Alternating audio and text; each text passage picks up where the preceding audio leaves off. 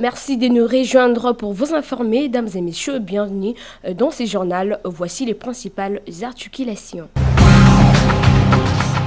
Le Premier ministre Jean-Michel Samalou Kondé vient au secours de militaires blessés de guerre internés à l'hôpital général de Bunia.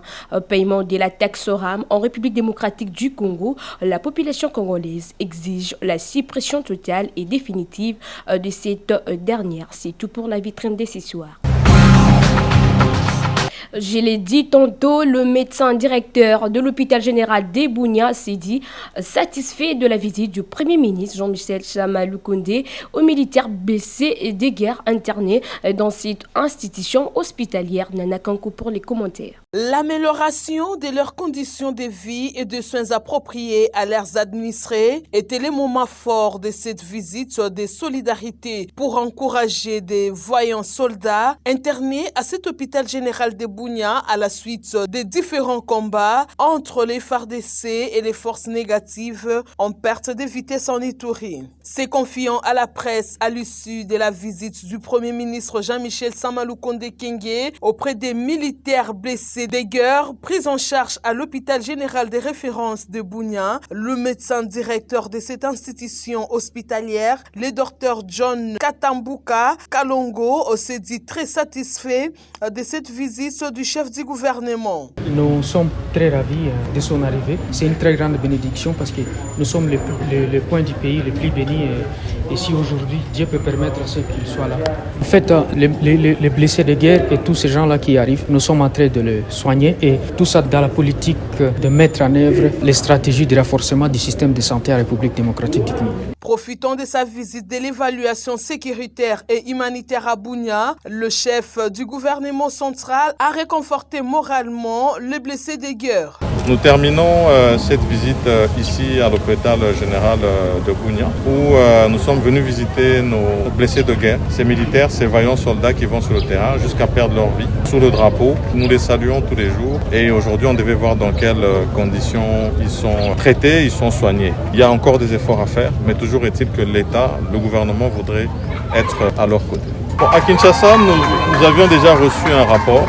Et ici, il était question que nous puissions prendre plus d'informations sur le terrain. Rappelons que le Premier ministre Samalou Kondé Kenge a rendu une visite de réconfort aux éléments des FARDC, armés de la République démocratique du Congo blessés lors des affrontements avec les forces négatives. Visite au cours de laquelle le chef du gouvernement a apporté un soutien moral à ces hommes en uniforme qui rendent déloyaux au service à la nation congolaise.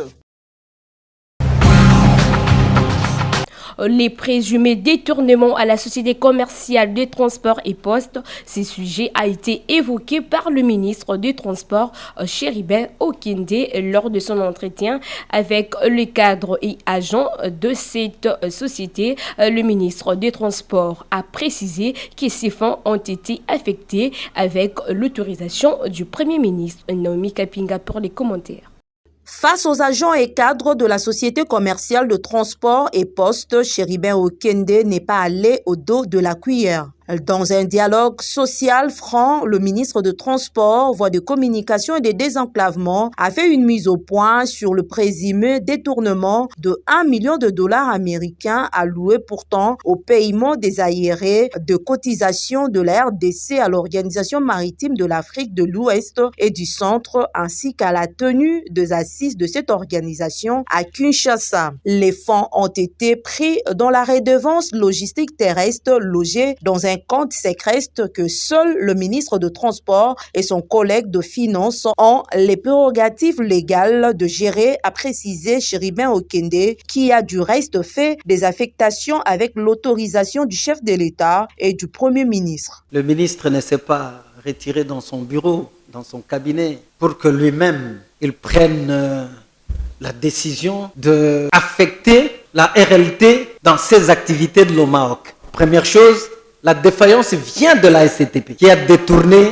le fonds maritime régional. Abordant la problématique de la spoliation du patrimoine de l'ONATRA et celle de ports privés qualifiés d'illégaux par les agents de SCPT qui en appellent à leur fermeture sans délai, le ministre a démontré la complicité de dirigeants de l'ex-ONATRA dans cette affaire. Certains ports dits privés, on retrouve la SCTP dans l'actionnariat. On retrouve la SCTP avec 10%. Oui, c'était négocié par des dirigeants de la SCTP, ce n'est pas le ministre. Les agents victimes de la mauvaise gouvernance de cadre ont reçu la bonne information et ont compris visiblement qui sont à la base de leur misère. La spoliation des biens de la société, mais la complicité d'abord au niveau interne. Plus de 185 villes spoliées. Il a pris bonne note et à nous de faire le suivi. Même les ministres étaient clairs, donc nous devons veiller pour sauver cette entreprise. Cadres et agents ont compris qu'il faut désormais focaliser l'attention sur la redevance et la modernisation de cette entreprise présente dans 17 provinces sur 26 que compte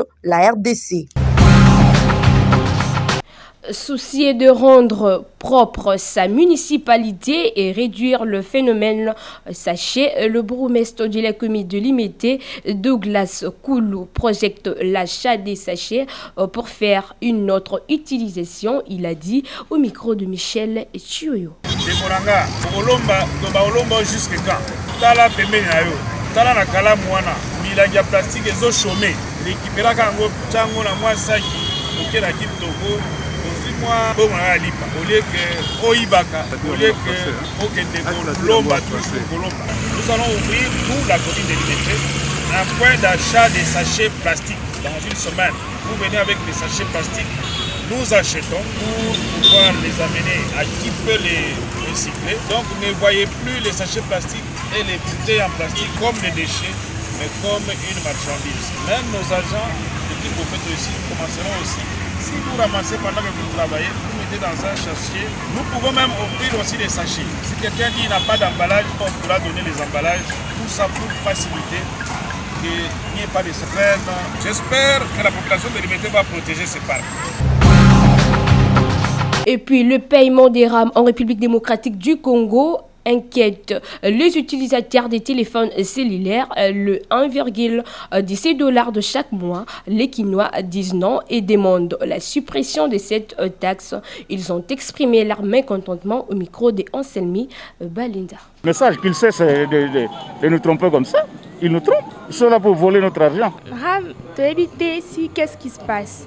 On met les unités, du coup, ils coupent.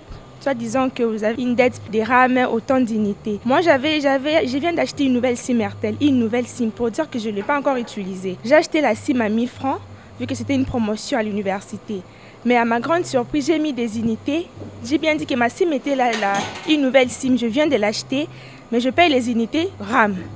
Je ne sais pas maintenant, cette dette-là, moi j'ai payé ma SIM, ma nouvelle SIM, je n'ai pas encore utilisé. D'où vient cette dette-là qui nous dit que non, vous devez rembourser autant d'unités. Donc moi vraiment sincèrement, ça me fait très mal et je suis très déçue parce que cette dette-là chez les autres, on peut accepter.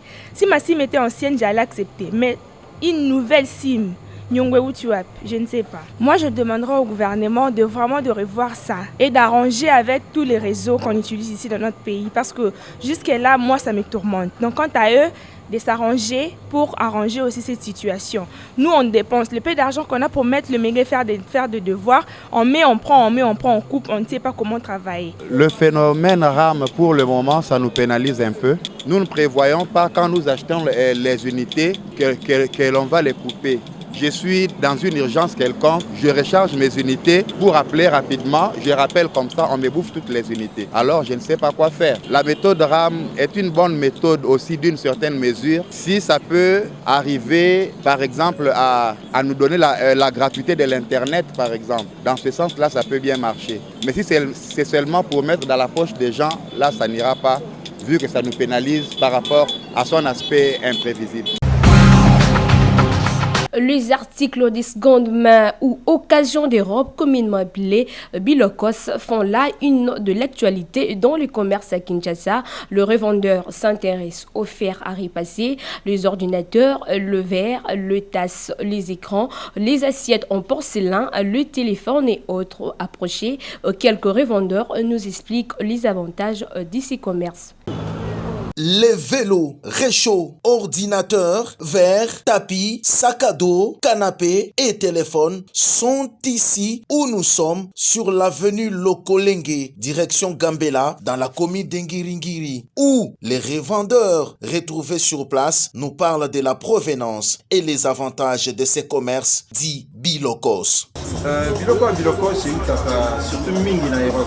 Allemagne, France, Belgique, Italie, États-Unis. Oui, bénéfice et bénéfice.